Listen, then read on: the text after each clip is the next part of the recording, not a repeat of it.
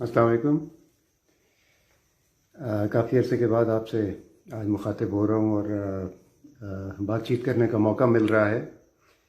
और उसकी वजह भी यही है कि जो आजकल हालात चल रहे हैं कोविड-19 के को लेके, तो कोविड-19 की जो रीसेंट स्पाइक है इसने काफ़ी तबाही मचाई हुई है और बहुत नुकसान किया है। आजकल हमारे जानने वाले तकरीबन हर घर में एक ना एक कोविड का मरीज़ मौजूद है और बहुत से हमारे दोस्त अहबाब ऐसे हैं जो इस मूजी मरज़ से लड़ते हुए अपनी जान की बाजी हार चुके हैं। अभी कल ही मैं बहुत दुख हुआ एक ख़बर देख के कि हमारी एक नौजवान शायरा किरण वक़ार इस वबा से जंग लड़ते हुए अपनी ज़िंदगी की बाजी हार गईं और उससे एक हफ़्ता कबल उनके भाई और उनकी वालदा भी इस बीमारी का शिकार होके दाई अजल को लबैक कह गईं। इससे पहले हमारी एक और शायरा दोस्त हैं जिनकी वालदा का इस बीमारी से जंग लड़ते हुए इंतकाल हो गए।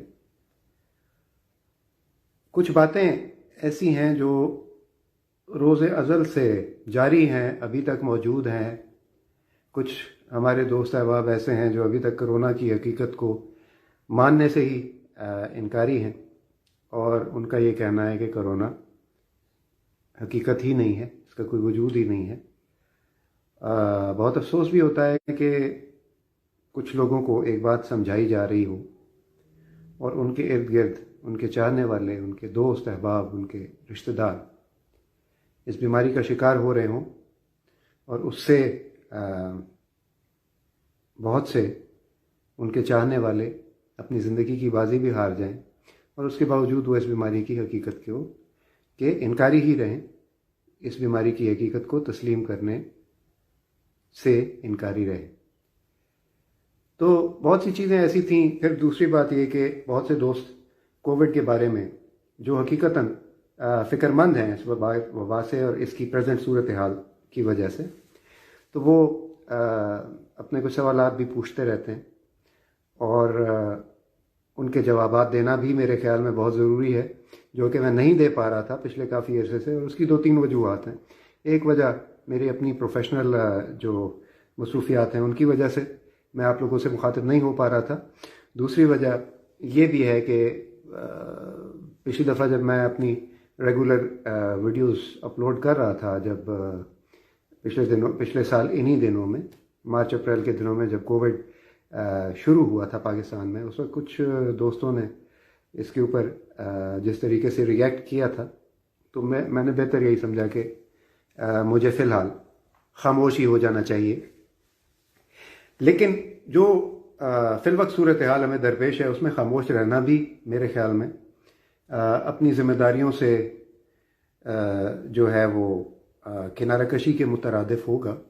और इस वक्त अगर अपने दोस्तों को, अपने चाहने वालों को एक सही पैगाम हम नहीं दे सकते, तो ये भी मेरे ख्याल में हमारे चाहने वालों के साथ, हमारे दोस्त अहबाब के साथ, हमारे ख़ानदान, हमारे रिश्तेदारों के साथ ये एक बहुत बड़ी ज़्यादती होगी। तो पहली बात यह है कि मैं आगाज़ यहाँ से करना चाहता हूँ कि हमें अभी भी मीडिया पर यही बताया जाता है कि कोविड की तीसरी लहर इंतहाई मोहलिक है। पहली बात तो मैं ये मिसकंसेप्शन आज क्लियर कर देना चाहता हूँ कि ये तीसरी लहर नहीं है। ये तीसरी लहर नहीं है। जो एक एपिडेमिक होती है, एक वबा होती है, उसकी लहरों को डिफ्रेंशिएट करने के लिए कि ये पहली लहर है, ये दूसरी लहर है, ये तीसरी लहर है, आपके पास पेशेंट काउंट का 0 होना ज़रूरी है। जब आप पेशेंट काउंट को 0 रिपोर्ट करेंगे, और वो भी 2 इंक्यूबेशन पीरियड तक, तो कोविड के केस में अगर इसका 4 से 14 दिन तक इंक्यूबेशन पीरियड है, तो अगर आप मिनिमल साइड पर भी रहें, मिनिमम साइड पर भी रहें, तो कम से कम 8 दिन तक आपका पेशेंट काउंट 0 होना ज़रूरी है। इससे पहले, जबकि मैं इस बात का एडवोकेट हूँ कि 8 दिन नहीं, ये पूरे 28 दिन आप जब 0 पेशेंट काउंट रिपोर्ट करेंगे, उसके बाद आपकी वेव तब्दील होगी। जब नेक्स्ट टाइम कोविड फैलना शुरू होगा तो वो सेकेंड वेव कंसिडर होगी। उसके बाद जब आप उस पर काबू पा लेंगे और 2 इंक्यूबेशन पीरियड गुजर जाएंगे, उसके बाद अगर कहीं स्पोरेडिक केसेस आने शुरू होते हैं तो उसको हम थर्ड वेव कह सकते हैं। अभी हम इस मकाम पे नहीं है कि हम इसको कोविड की थर्ड वेव कह सकें। इसको हम टेक्निकली प्रोपेगेटेड एपिडेमिक्स कहते हैं एपिडेमियोलॉजी की जुबान में।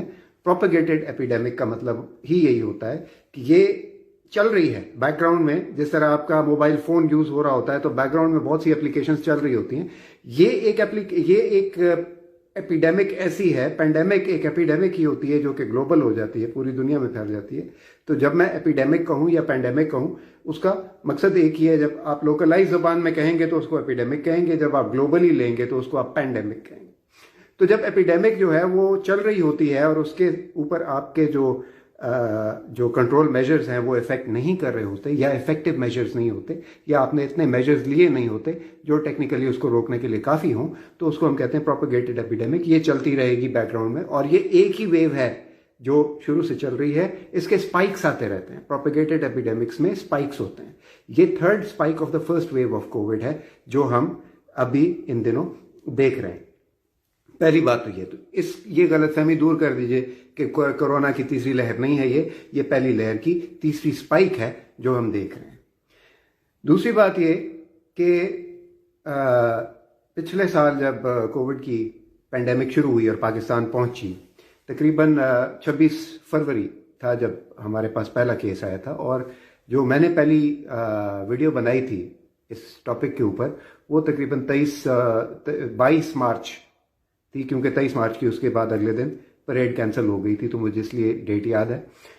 तो जब पहली स्पाइक हमारे पास कोविड की आई थी तो उसके अंदर ये था कि कोविड ने इतनी ज़्यादा तबाही नहीं मचाई थी, इतने ज़्यादा जो है वो हमारे पास मरीज या कैजुअल्टीज, जो डेथ्स ड्यू टू कोविड जो है वो नहीं हो रही थी। और उसके बाद तकरीबन 1 साल ये चीज़ ऐसे ही स्टेबल चलती रही है। और उसके बाद स्टेबल होने के बाद अभी जो है रिसेंटली हमने ये देखा है कि जो कोविड है ये एकदम ड्रामेटिकली बढ़ा है और बहुत सारे मरीज अब तकरीबन ऑन दी एवरेज 4,500 से ऊपर पर डे हमें मरीज मिल रहे हैं और 70 से 100 और इसके दरमियान में हमें रोज़ाना अमवात की खबरें मौसूल हो रही हैं। तो वजह उसकी ये है कि अब हमें ये बताया जा रहा है कि जी ये ब्रिटेन का जो स्ट्रेन है, इंग्लैंड का, और जो आपका ब्राजीलियन स्ट्रेन है, ये चूंकि अब पाकिस्तान आ गया है तो इसलिए अब ये इसने बड़ी तेजी से फैलना शुरू कर दिया। ये बात सही है, मैं सिर्फ इत्तेफाक करता हूं। हर वायरस मुख्तलिफ पॉपुलेशंस में मुख्तलिफ तरीके से बिहेव करता है। जो पहला स्ट्रेन था जब पाकिस्तान में पिछले साल आया था, जो वुहान से हमारे पास आया था, जो ईरान के थ्रू, ताफ्तान के ज़ायरीन के थ्रू जो स्ट्रेन हमारे पास पहुंचा था, वो स्ट्रेन पाकिस्तान में डिफरेंटली बिहेव कर रहा था। वही जब यूके में देखा जा रहा था तो उसका बिहेवियर डिफरेंट था। पाकिस्तान में उसने इतनी ज़्यादा तबाही नहीं मचाई, अमवात यहाँ भी हुई, लोग बहुत बीमार भी हुए, और लेकिन कंपैरेटिवली यूरोप के अंदर उसने एक बहुत कह लें कि एक हेल्थ केयर कैटास्ट्रोफी हमने अनफोल्ड होते हुए देखी। और इसका क्रेडिट बहुत से लोगों ने लिया, पाकिस्तान में हुकूमत ने भी लिया, कुछ लोगों ने मानने से इनकार कर दिया कि कोविड है, लेकिन मेरा ख्याल है कि हम पे अल्लाह ताला का एक तो बहुत बड़ा एहसान था। दूसरी बात ये कि वायरस का वो स्ट्रेन जो था वो हमारे लिए इतना वायरुलेंट नहीं था जितना वो यूरोप के लिए और अमेरिका के लिए था। तो जब वो वहाँ पे पहुँचा तो वहाँ पे बीमारियों की तादाद और अमवात की तादाद में होशरुबा इजाफा हुआ। पाकिस्तान में जब वो रहा तो इसकी जो वायरुलेंस थी, वायरुलेंस कहते हैं सिवियरिटी, जो एक एबिलिटी होती है वायरस की सीवियर डिजीज कॉज करने की, उसको वायरुलेंस कहते हैं। तो इसकी वायरुलेंस यहाँ हमारी पॉपुलेशन के लिए कम थी, उनकी पॉपुलेशन के लिए ज़्यादा थी। अब जो सेकंड जो स्ट्रेन आ रहा है, जो कि यूके से आ रहा है और ब्राज़ील से आ रहा है, ये यूके में हम सुनते आ रहे थे कि जी ये एक नया स्ट्रेन है जो उन्होंने आइडेंटिफाई किया है, जो कि इन्फेक्टिविटी इसकी ज़्यादा है लेकिन इट इज़ लेस सीवियर।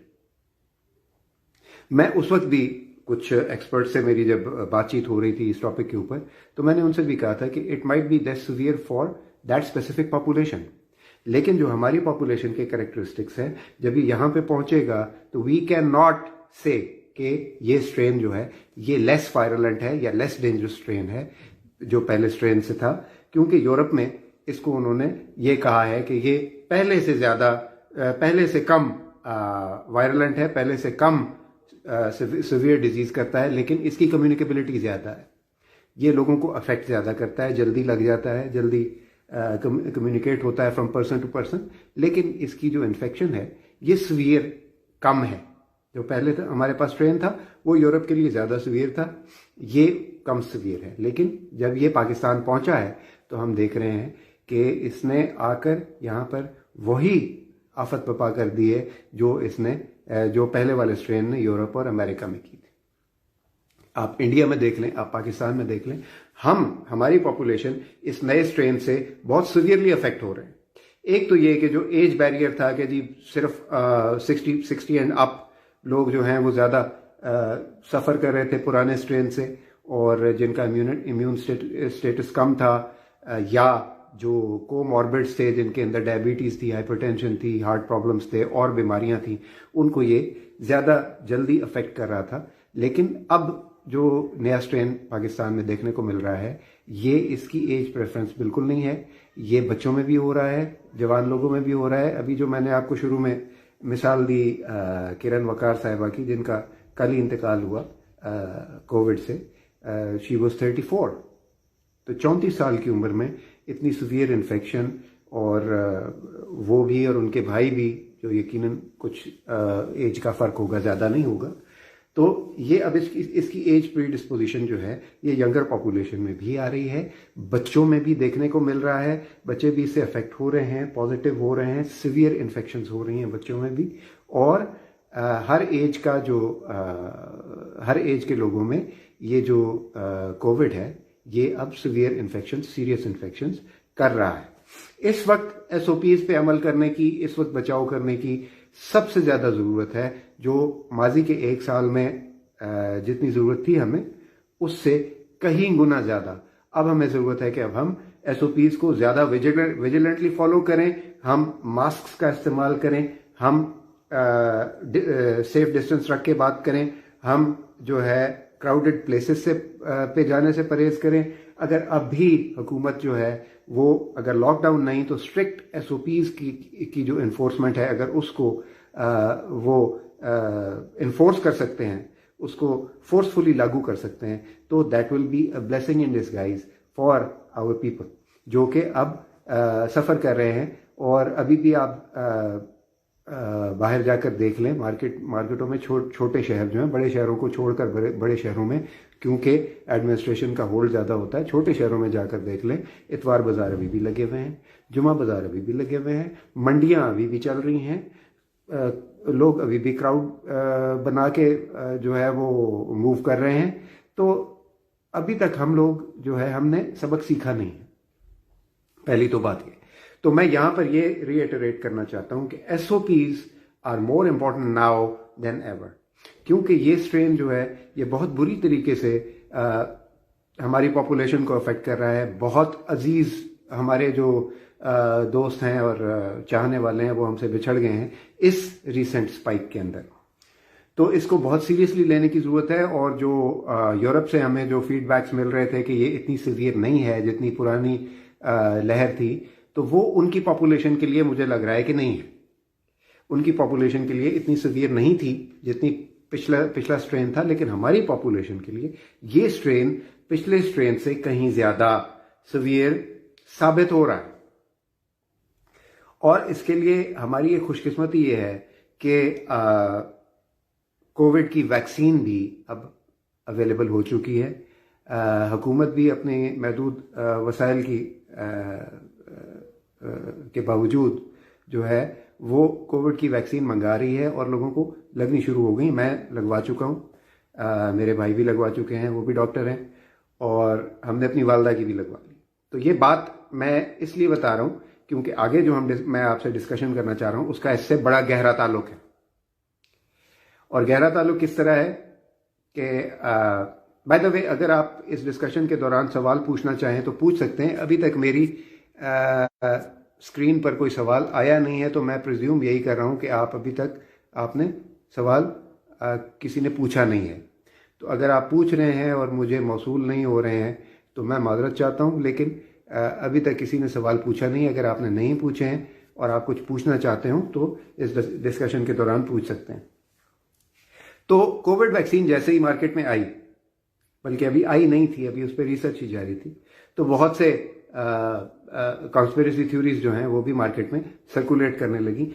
अफसोस इस बात पे होता है कि कुछ सो कॉल्ड दानिश्वर लोग जो होते हैं, जो अपने आप को दानिश्वर कहते हैं, वो इस किस्म की कॉन्स्पिरेसीज फैलाने में बहुत इंस्ट्रूमेंटल होते हैं, बल्कि वो खुद फैलाते हैं। क्योंकि मैंने कुछ लोगों की वीडियोस देखी गर्दिश करते हुए इंटरनेट पर, जो कोविड को पता नहीं क्या कुछ कौन कौन सी साजिशें और इंटरनेट के चलते फिरते एंटीने, वो 5G के और फैमिली प्लानिंग का हथियार और यहूदी साजिश और पता नहीं क्या कुछ, तो वो कहते रहे। और एक साहब जो कि तिरछी टोपी भी पहनते हैं, कभी कभी नाम लिए बगैर बात करूंगा, जो वो तिरछी टोपी वो पुलिस वाली पहन के रखते हैं और छोटी छोटी उन्होंने मेरी तरह भी दाढ़ी रखी हुई है, तो वो एक वीडियो के अंदर फरमा रहे थे कि इस पे रिसर्च हो चुकी है बाकायदा कि जो ये वैक्सीन लगाएगा वो साहिब औलाद नहीं हो सकेगा, और इसलिए रिसर्चर्स ने ये ख़ास तौर पे कहा है, लिखा है कि ख़वातीन जो हैं वो ये वैक्सीन ना लगवाएं। मेरा उनको यहाँ पे ओपन चैलेंज है, आप समझ गए होंगे मैं किसकी बात कर रहा हूँ, क्योंकि आपने भी वो वीडियो लाजमी देखी होगी। मैं उनको ये ओपन चैलेंज कर रहा हूँ पूरी फेसबुक कम्युनिटी के सामने, पूरे सोशल मीडिया के सामने, कि मुझे वो रिसर्च पेपर लाकर दिखा दें जहाँ पर ये लिखा हुआ है कि जी आमिर नवाज साहब, आपका सवाल मुझे मौसूल हो गया, मैं अभी इसको एड्रेस करता हूँ। अच्छा, मुझे ये बता दीजिए कि कहाँ पर ये लिखा हुआ है, कौन सी रिसर्च है, किस जर्नल में पब्लिश हुई, किस डेट को पब्लिश हुई। मुझे वो रिसर्च पेपर दिखा दीजिए कि ये वैक्सीन जो खवातीन लगवाएंगी वो जो है वो औलाद पैदा करने के काबिल नहीं रहेंगी। This is an utter nonsense by a person who shouldn't say these things. और ऐसी बातें करके अवाम को गुमराह करने के अलावा मेरे ख्याल में this is the most reckless attitude that anyone can have. और अगर वो अपने आप को वो साहब दानिश्वर कहते हैं तो मुझे उनकी सोच पर अफसोस है कि अगर यही दानिश है तो ऐसी दानिश से हम कम अकल अच्छे, ऐसी दानिश हमें नहीं चाहिए। तो बहुत से लोगों ने ये, फिर एक कोई अमेरिकन खातून है जो अननेम्ड हैं, जिनकी एक वीडियो में देख रहा था कि ये जो हम वैक्सीन लगा रहे हैं, तो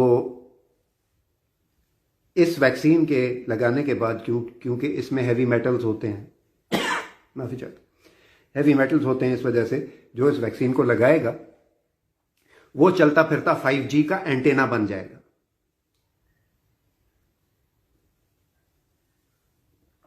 मेरे ख्याल में इससे ज्यादा अहमकाना आर्ग्यूमेंट मैंने अपनी जिंदगी में कोई और नहीं सुना।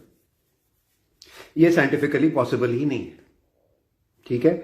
और वो जो खातून है, अगर उनको अपनी इस बात की सदाकत पे इतना एतमाद होता तो वो अपने नाम और क्रेडेंशियल्स के साथ ये वीडियो बनाती, ना कि गुमनामी में बनाती। मैं बहैसियत डॉक्टर फैसल वदूद आपसे मुखातिब हूं ना, मैं गुमनाम तो नहीं हूं। मैं जो बात कह रहा हूं इसीलिए इतने कॉन्फिडेंस से आपसे मुखातिब हूं कि मेरे पास अपने आर्ग्यूमेंट्स को सपोर्ट करने के लिए डाटा मौजूद है। हमने शुरू से, जब से हमने इम्यूनाइजेशन शुरू की, जब से हमने स्मॉल पॉक्स से लेकर और अभी पोलियो जो करंटली चल रहा है, हमारा एक बहुत बड़ा इशू चल रहा है कि हम पाकिस्तान जो है वो दुनिया के 2 ममालिक में से रह गया है जिसके अंदर अभी तक हमें जो है पोलियो देखने को मिलता है। हमने हर वैक्सीन के साथ यही किया। जब भी किसी बीमारी की वैक्सीन आती है हम कहते हैं कि ये फैमिली प्लानिंग वाले हैं, ये यहूदी साजिश है, ये जो है क्या कहते हैं 5G थ्योरी है, ये फलां है, ये फलां है। हमने हर साइंटिफिक अचीवमेंट के लिए एक ना एक डिस्ट्रैक्शन रखी हुई है जिसके साथ हम कॉन्स्पिरेसी थ्योरीज जो है वो कुक अप करते रहते हैं कि ये असल में ऐसा नहीं है, बल्कि ऐसा है। तो पहली बात यह कि किसी कॉन्स्पिरेसी थ्योरी पे आप लोगों को यकीन करने की जरूरत नहीं है। आप अगर वैक्सीन लगा लेंगे तो आप चलते फिरते 5G के एंटीने नहीं बन जाएंगे, पहली बात। दूसरी बात ये कि इससे आपकी रिप्रोडक्टिविटी के ऊपर कोई फर्क नहीं पड़ेगा। तीसरी बात ये कि इससे आपको कोविड भी नहीं हो सकता। ये मेरे दोस्त ने अभी यहाँ पे आमिर नवाज साहब ने सवाल पूछा था कि many people get vaccinated and they become positive. देखिए, जब आप वैक्सीन लगवाते हैं तो तकरीबन 6 हफ्ते लगते हैं आपके जिस्म में एंटीबॉडीज बनने में। अगर आपने वैक्सीन लगाई और आपने एहतियात करनी छोड़ दी तो आप कोविड पॉजिटिव हो सकते हैं, इसके अंदर कोई दो राय नहीं है। जैसे इमरान खान साहब हो गए, इमरान खान साहब के कोविड पॉजिटिव होने में उनके वैक्सीन लगाने का कोई कसूर नहीं था। वैक्सीन लगाने के 6 हफ्ते बाद तक, दूसरी डोज लगने के 2 हफ्ते बाद आपकी एंटीबॉडीज जिसम में बननी शुरू होती हैं, जिनका टाइटर बहुत स्लोली ऊपर जाना शुरू हो जाता है और वो आपको एंटीबॉडीज जो हैं वो प्रोटेक्ट करती हैं फ्रॉम गेटिंग कोविड। लेकिन जब तक आपके अंदर वो एंटीबॉडीज नहीं बनती उस वक्त तक आप कोविड से महफूज नहीं हैं। तो ये बात अपने दिमाग से निकाल लीजिए कि आप वैक्सीन लगाएंगे तो वैक्सीन की वजह से आप कोविड पॉजिटिव हो जाएंगे, ऐसा नहीं होगा।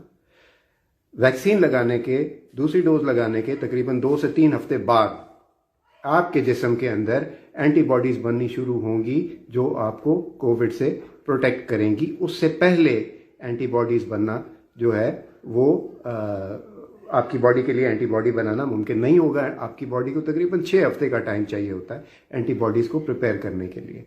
तो इसलिए जो लोग पॉजिटिव हो रहे हैं आफ्टर गेटिंग वैक्सीनेटेड, इसमें वैक्सीन का कसूर नहीं है। वो वैक्सीन की वजह से पॉजिटिव नहीं हो रहे, वो इसलिए पॉजिटिव हो रहे हैं क्योंकि उन्होंने वैक्सीन लगा ली और शायद उन्होंने एक फॉल्स सेंस ऑफ सिक्योरिटी, उन्होंने अपने एसओपीज जो है वो करने छोड़ दिए और वो उन दिनों में एक्सपोज हो गए कोविड से और उनको कोविड हो गया, या जिस वक्त उन्होंने वैक्सीन लगाई उससे पहले वो ऑलरेडी कोविड से एक्सपोज थे और उन्होंने जब वो वैक्सीन लगाई है तो उस वक्त ऑलरेडी उनको कोविड इन्फेक्शन हो चुका हुआ था।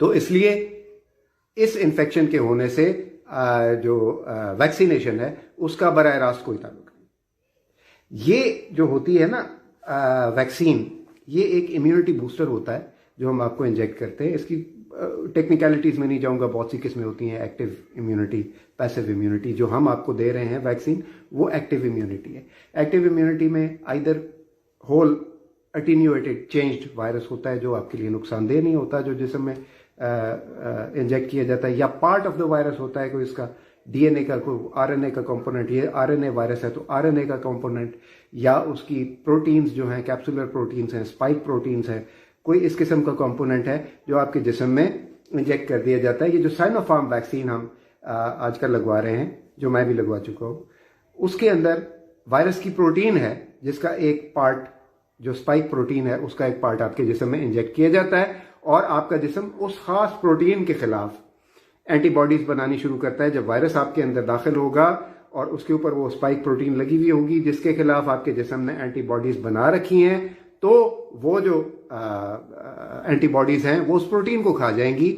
आप वैक्सीन लगने के बाद भी कोरोना आपको हो सकता है, आप वैक्सीन लगने के बाद भी कोविड पॉजिटिव हो सकते हैं, लेकिन वैक्सीन आपको प्रोटेक्ट करेगी from getting serious infection.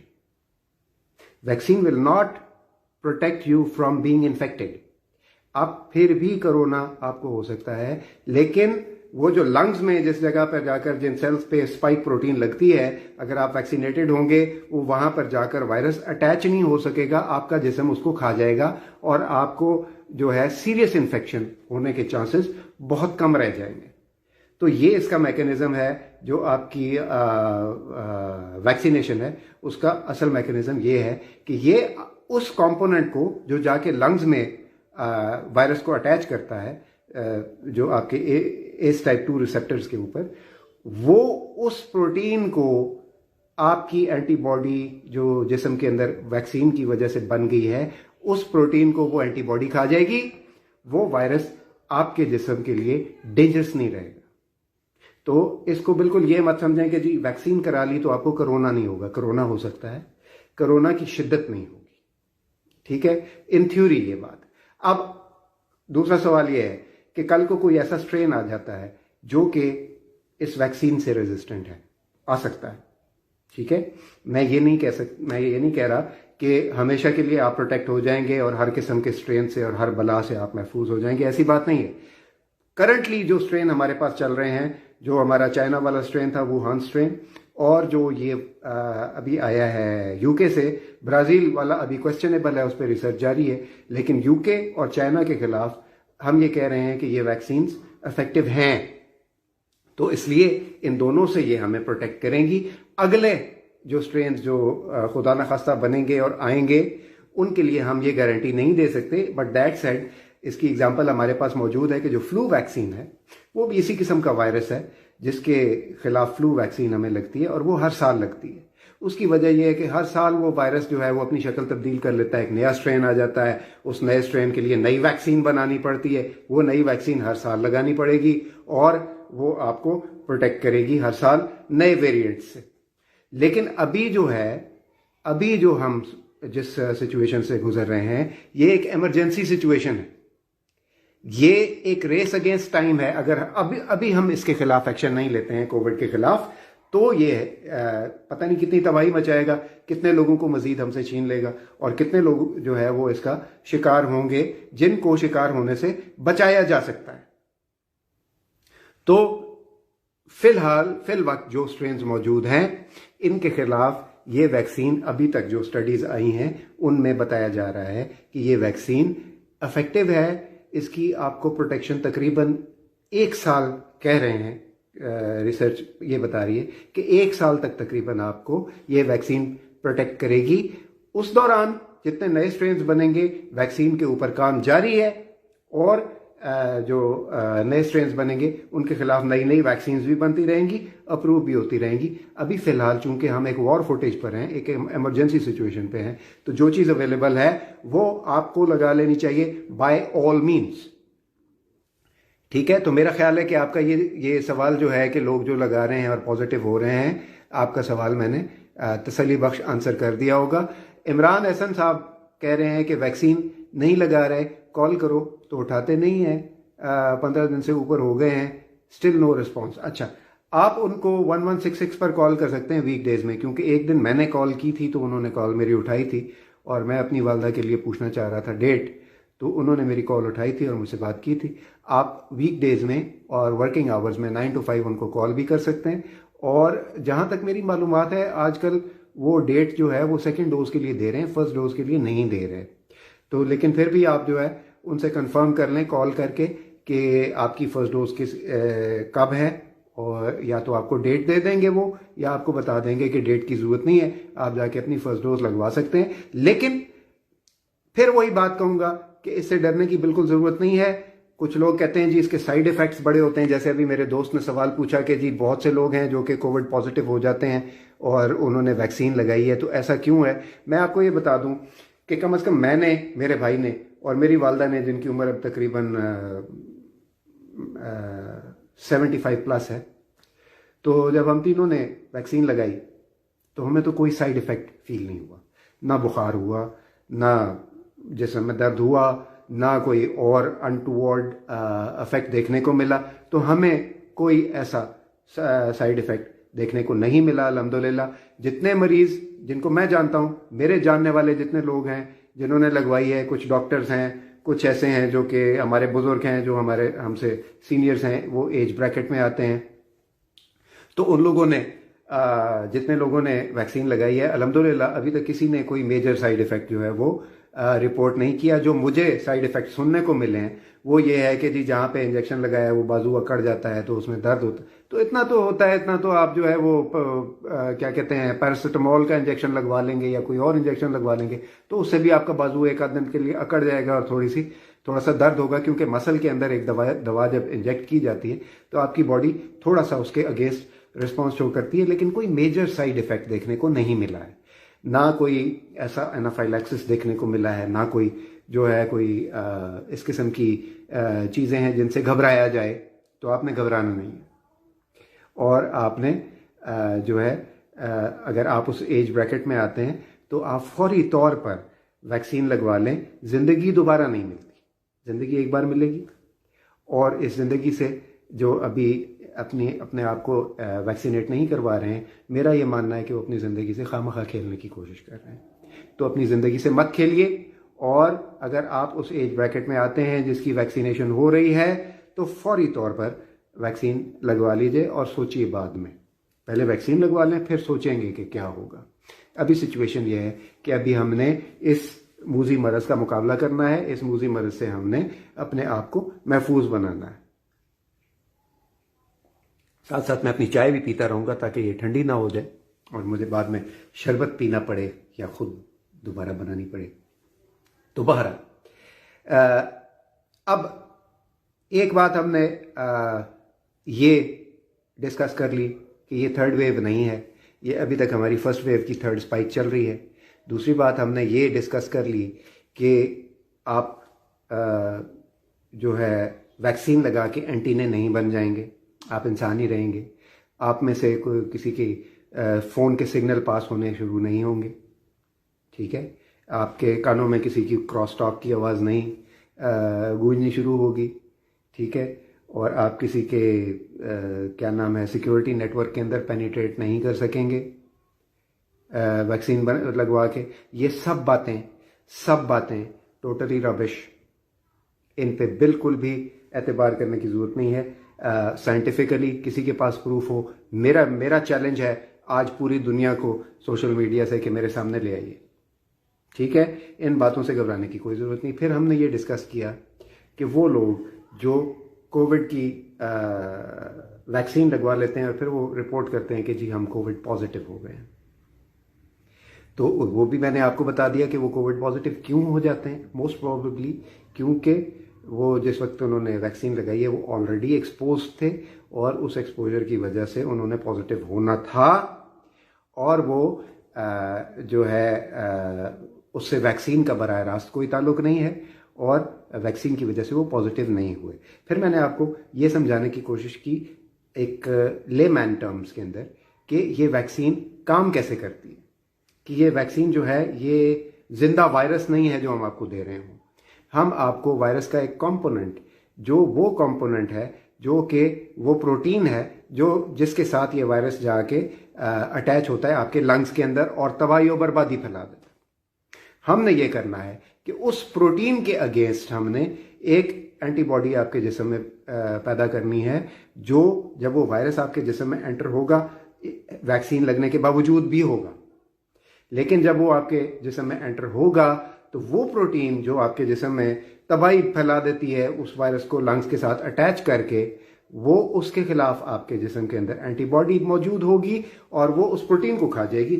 N मुमकिन है कि पूरे वायरस को वो ना खाए और एन मुमकिन है कि पूरे वायरस को वो इनएक्टिव ना करे, लेकिन जो वो प्रोटीन जो आपके लंग्स के साथ अटैच होती है उस प्रोटीन को वो खा जाएगी, और वायरस की शिद्दत जो है वो नहीं रहेगी कि वो आपको सीरियस इन्फेक्शन कर सके या सीरियस बीमारी कर सके।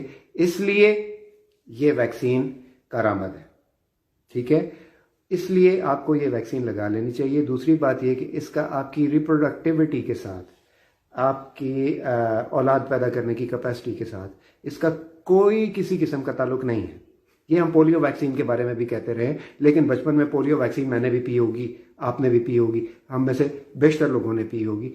तो ये सारी जो है ये कॉन्स्पिरेसी थ्योरीज हैं और हमेशा से होती हैं। ये चेचक की जो स्मॉल पॉक्स की वैक्सीन थी उसके बारे में भी लोग यही कहते थे, उसके बारे में भी यही कहा जाता था कि ये फैमिली प्लानिंग का तरीका है और ये जो है वो चाइना की आबादी को कंट्रोल करने के लिए, क्योंकि वो 1 अरब क्रॉस कर जाएगी तो उसको कंट्रोल करने के लिए ये जो है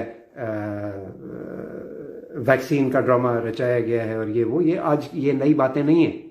इनको सुनकर अगर आप एक्साइटेड इस बात पर हो रहे हैं कि जी ये कोई नया फिनोमेना आ रहा है या कोई नई साइंस आ रही है, तो ये नई बातें बिल्कुल नहीं है। ये पिछले तकरीबन 100 साल से यही साजिशें चल रही हैं कि आप कंप्यूटर बन जाएंगे, आप जो है वो आप इनफर्टिलिटी हो जाएगी आपके अंदर, आप जो है वो चलते फिरते एंटीने बन जाएंगे, आप एटम बम बन जाएंगे, पता नहीं क्या कुछ बन जाएंगे। मुझे आज तक ये बातें समझ नहीं आई, लेकिन वैक्सीनेशन का, इम्यूनाइजेशन का काम जैसे आज से 100 साल पहले बाकी बीमारियों के लिए जारी था, अब कोविड के लिए भी उस तरह शुरू हो चुका है। और इस मौके से फ़ायदा उठाएं, दोबारा सोचें भी नहीं। आपका नंबर आ गया है, आप फौरी तौर पर अपने आप को रजिस्टर करवाएं, इंजेक्शन लगवाएं, इम्यूनाइज हों। जो हम अच्छा, यहाँ मुझे एक और बात के ऊपर ज़रा 2-4 मिनट बात करने दें।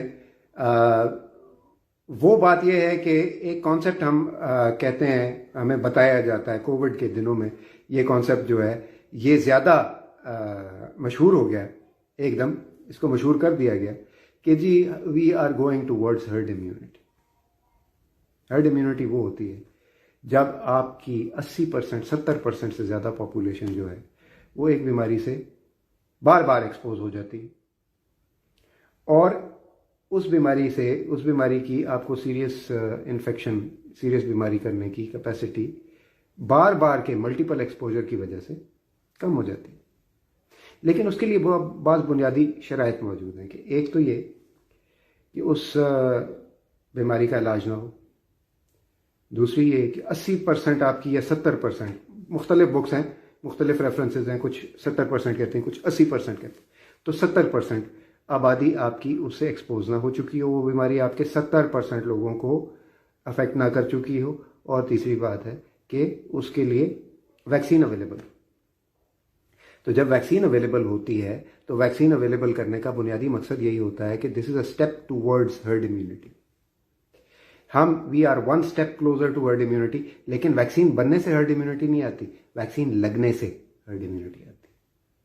ठीक है, तो जब आपकी 70% आबादी, कम अज कम 22 करोड़ का 70% कर लें, 70% आबादी जब वैक्सीनेट हो जाएगी और इस बीमारी से उनका मल्टीपल एक्सपोजर वैक्सीनेशन के बाद भी होता रहेगा, तो ये बीमारी जो है इसकी सीरियस इन्फेक्शन करने की कैपेसिटी के अंदर खातिर खा कमी आने के चांसेस मौजूद हैं।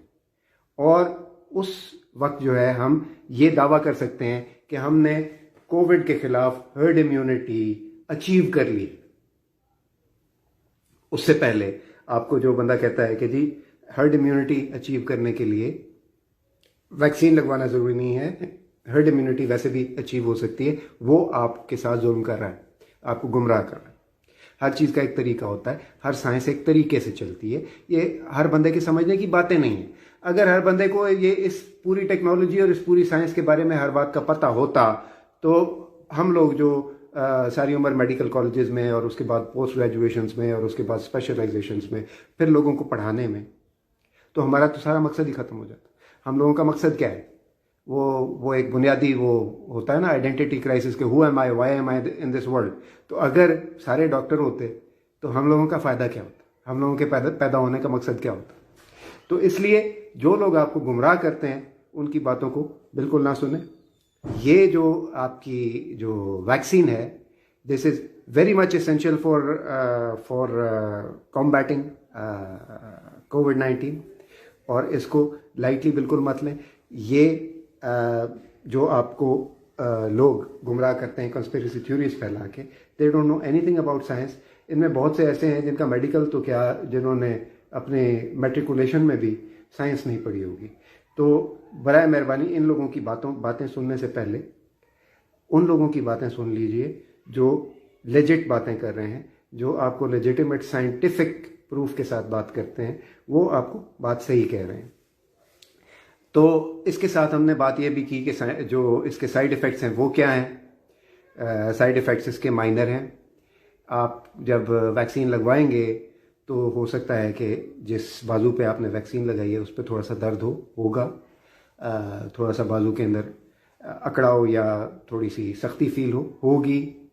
ये भी हो सकता है कि आपको थोड़ा सा बुखार भी हो जाए, कुछ लोगों को हो जाता है, उससे घबराने की ज़रूरत नहीं होती, क्योंकि जब भी आपको बुखार होता है, बुखार आपकी बॉडी का एक प्रोटेक्टिव मैकेनिज्म है।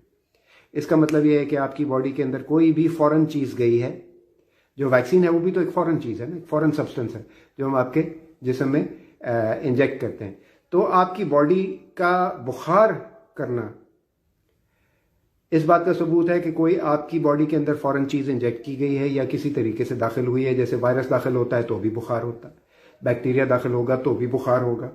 इसी तरह आप कोई भी वैक्सीन लगाएंगे तो वो एक फॉरेन सब्सटेंस है जो आपके जिस्म में दाखिल हुआ है, तो आपकी बॉडी एकदम अपना प्रोटेक्टिव जो मैकेनिज्म है उसको एक्टिवेट करती है, और वो आपका जो प्रोटेक्टिव मैकेनिज्म एक्टिवेट होता है उसकी वजह से आपको टेम्परेचर हो जाता है। इससे घबराने की जरूरत नहीं है। दूसरी बात यह कि जो कभी कभी ऐसे हो सकता है कि हल्के फुल्के आपकी स्किन के ऊपर रैशेस भी हो जाएं, कभी कभी, बहुत रेयर है, नहीं हुआ, मैंने अभी तक नहीं देखा, ना ही रिपोर्ट हुआ है पाकिस्तान में, बहुत रेयर है। लेकिन इससे भी घबराने की जरूरत नहीं, ये भी माइनर चीज़ है, एंटी एलर्जी लें तो ठीक हो जाता है, और इन बातों से घबराने की जरूरत नहीं है।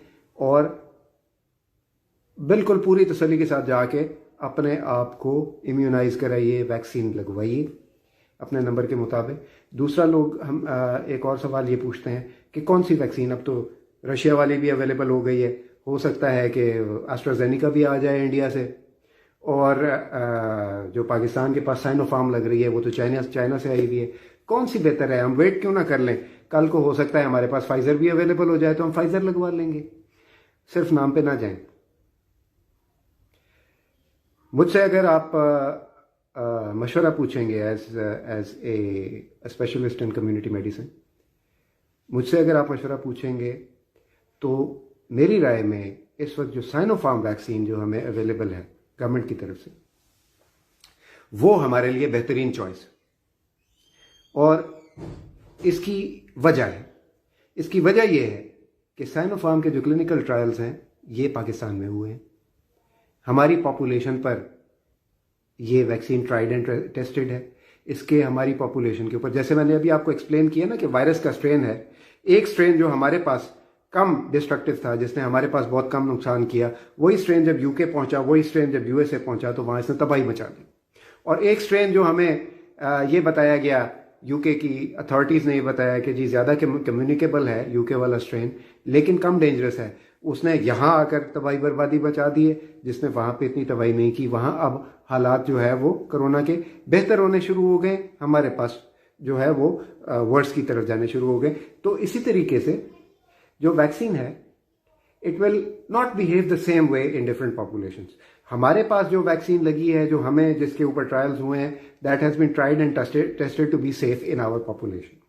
तो अगर आप मुझसे पूछेंगे तो मैं आपको यही मशवरा दूंगा कि गो फॉर द साइनोफार्म जो कि हुकूमत लगा रही है, फ्री ऑफ कॉस्ट है। पहली तो बात यह है। दूसरी बात यह है कि ट्राइड एंड टेस्टेड है हमारी पॉपुलेशन के ऊपर, हमने इसको टेस्ट किया है, हमारे लोगों के ऊपर ये चेक हुई है, हमारे लोगों के ऊपर इसके ड्रग ट्रायल्स हुए हैं, और ये it has been proven to be very effective vaccine. तो ब्रांड नेम्स के ऊपर मत जाइए, जो आपको अवेलेबल है वो बेस्ट है आपकी पॉपुलेशन के लिए फॉर नाउ।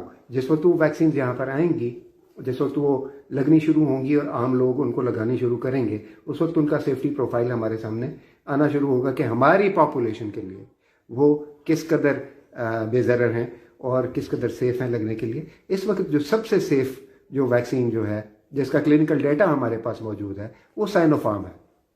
साइनोफार्म और एक दो और चाइनीज वैक्सीन हैं। एक ऐसी वैक्सीन है जिसके अभी ट्रायल्स अंडरवे हैं, लेकिन उसके अप्रूवल के लिए हमें जो है वो काफ़ी टाइम चाहिए, वो दो तीन माह तो कम से कम लगेंगे उसको अप्रूव होने के लिए। और जो बाकी जो वैक्सीन हैं, फाइजर है, एस्ट्राजेनिका है, एक दो और वैक्सीन हैं, स्पुतनिक है, वगैरह वगैरह, ये हम पे ट्राई नहीं हुई, तो इसलिए अच्छी होंगी, इफेक्टिव भी होंगी, इससे कोई इनकार नहीं है। लेकिन यह है कि go for the vaccine which have been tried and tested on your own population. तो ये मेरा मशवरा होगा। इसके अलावा आपके अगर कोई क्वेश्चन हो तो आप साथ साथ पूछ सकते हैं, क्योंकि मैं इसको बहुत लंबा नहीं करना चाह रहा हूँ इस वीडियो को। I think we have 12 minutes to go. तो अगर आपके साथ साथ कोई क्वेश्चन हो तो आप पूछ सकते हैं। और दूसरी बात यह है कि कोविड से प्रोटेक्ट करने के लिए एक तो ये कि SOPs का ख्याल रखें, दूसरा अपनी न्यूट्रिशन का ख़ास ख्याल रखें। जब भी आपकी न्यूट्रिशन अच्छी नहीं होगी, आपका जो क़ुव्वत मुदाफ़अत है, जो आपकी जो इम्यूनिटी है इट विल गो डाउन।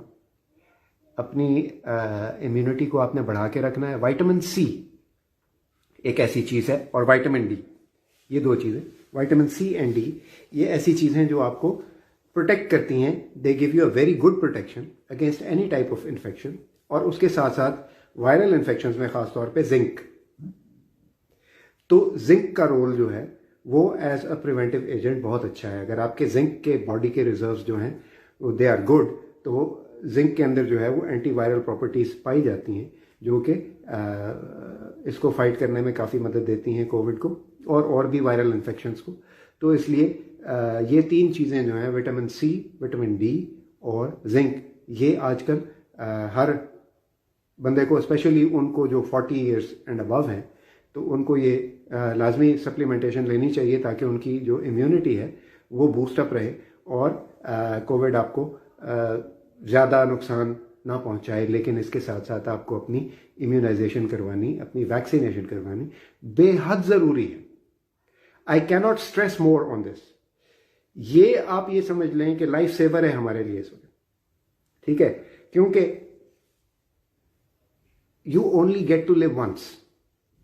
आपको जिंदगी एक बार मिलती है, ठीक है, और जो हमारा रिस्पॉन्सिबल बिहेवियर है उसका तकाजा ये है कि अब जो हमें मौका फराहम हुआ है ये वैक्सीन लगवाने का, हम इसको फुली तौर पर अवेल करें, फौरी तौर पर अवेल करें और हम अपने आप को प्रोटेक्ट करें। ये एक रिस्पॉन्सिबल बिहेवियर। अब ये बाद में देखा जाएगा कि कोई नया स्ट्रेन आएगा और उसके खिलाफ ये वैक्सीन इफेक्टिव होगी या नहीं होगी। अगर नहीं होगी सो व्हाट, हम फ्लू शॉट्स भी तो हर साल लगा लेते हैं ना, ये भी लगा लेंगे, कोई इसमें मसला नहीं है। तो फॉल्स प्रोपेगेंडा, जो आपका कॉन्स्पिरेसी थ्योरीज, इनके ऊपर बिल्कुल भी यकीन करने की ज़रूरत नहीं है और go ahead and get vaccinated. ये इस आज की वीडियो का पैगाम है। इसके साइड इफ़ेक्ट्स पे हमने बात की, इसके प्रोज एंड कॉन्स पे बात की। आपको वैक्सीन लगाने का फ़ायदा सबसे बड़ा क्या है कि आपको सीरियस कोविड इन्फेक्शन होने के चांसेस बहुत कम है। 70% ये जो साइनोफार्म है इसके बारे में कहा जा रहा है कि ये आपको सीरियस इन्फेक्शन से प्रोटेक्ट करेगी और तकरीबन 70% ये आपको इन्फेक्ट होने से बचाएगी और तकरीबन 80 to 85% और क्लोज टू 90% ये सीरियस इन्फेक्शन से आपको प्रोटेक्ट करेगी if you get infected after being immunised. तो इसलिए इस पैगाम को बहुत सीरियसली लें। बहुत नुकसान हो चुका है। हमारे बहुत से ऐसे दोस्त जिनकी भी जाने की उम्र नहीं थी वो चले गए हैं, और वो चले इसीलिए गए हैं कि जो है you cannot live your life on a matter of chance. आप कब तक एक प्रोबेबिलिटी के ऊपर अपनी ज़िंदगी गुजार सकते हैं कि अभी मेरा नंबर नहीं लगा? That's not a good attitude. You have to be proactive. आपको प्रिवेंटिव मेजर्स लेने हैं। अल्लाह ताला ने भी आपको कहा है कि आपने ये जो ज़िंदगी दी है खुदकुशी को क्यों हराम किया है? इसीलिए किया है कि अल्लाह ताला ने आपको कहा है कि ये जो ज़िंदगी मैंने तुम्हें दी है इसकी कदर करो, और इसकी कदर इसी तरीके से होगी। बीमारियों का इलाज, बीमारियों से प्रिवेंशन, इम्यूनाइजेशन, वैक्सीनेशन, मेडिकेशन, ठीक है। तो इसीलिए जो तिब है, इसीलिए जो नबी पाक सल्लल्लाहु अलैहि वसल्लम को और ईसा अलैहि सलाम को और इतने बड़े बड़े पैगंबरों को जो ये मौजज़ा दिया गया तिब का कि बीमारियों को ठीक करना।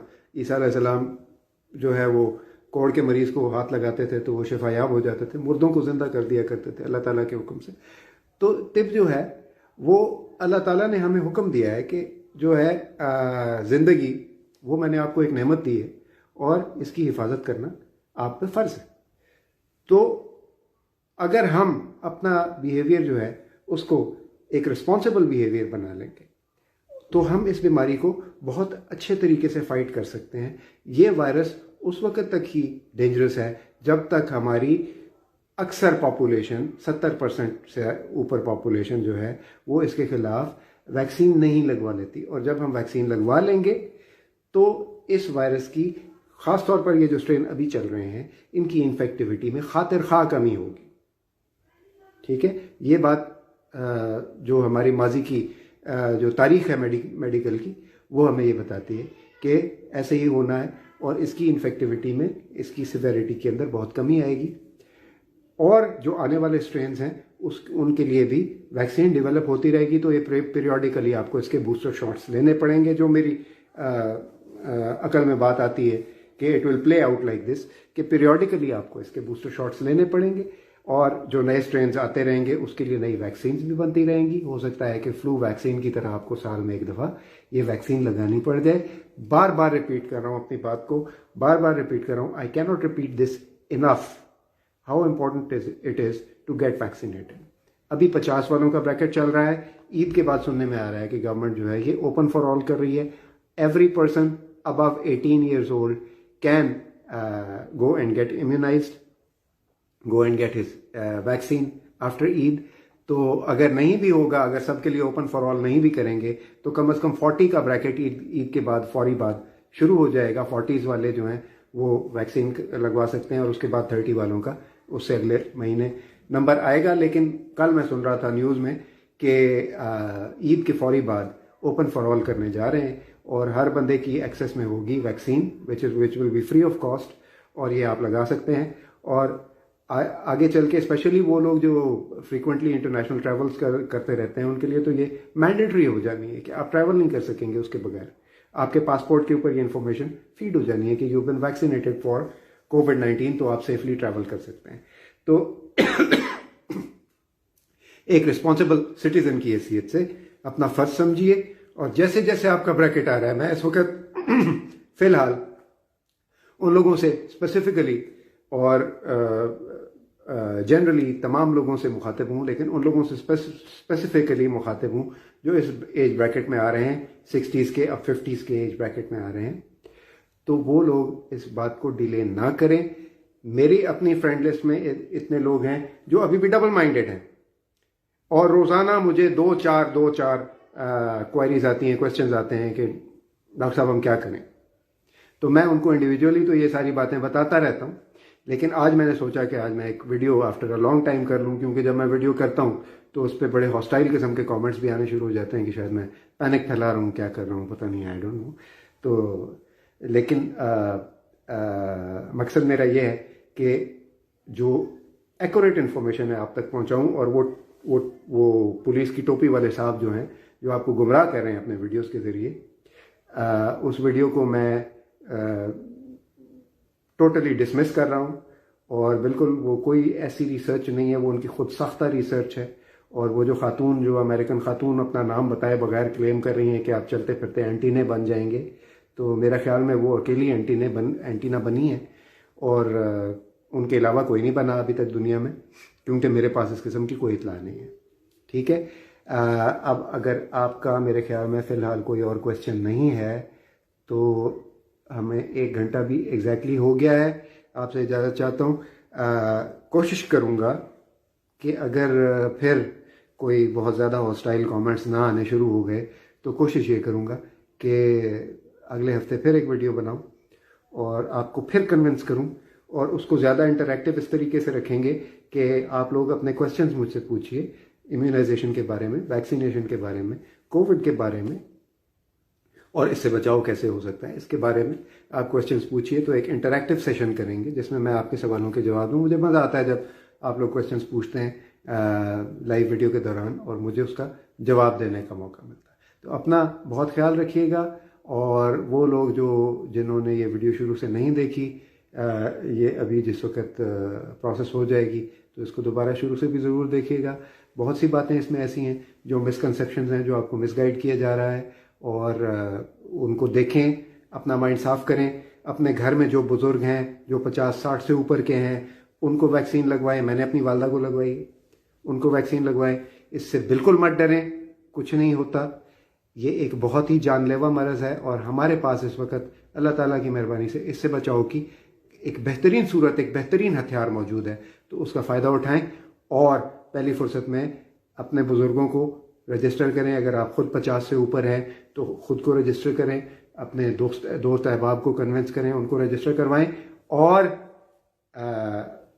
ये जो वैक्सीन है ये पहली फुर्सत में लगवा लें, अपने आप को महफूज करें, अपने चाहने वालों को, अपने दोस्त अहबाब को, अपने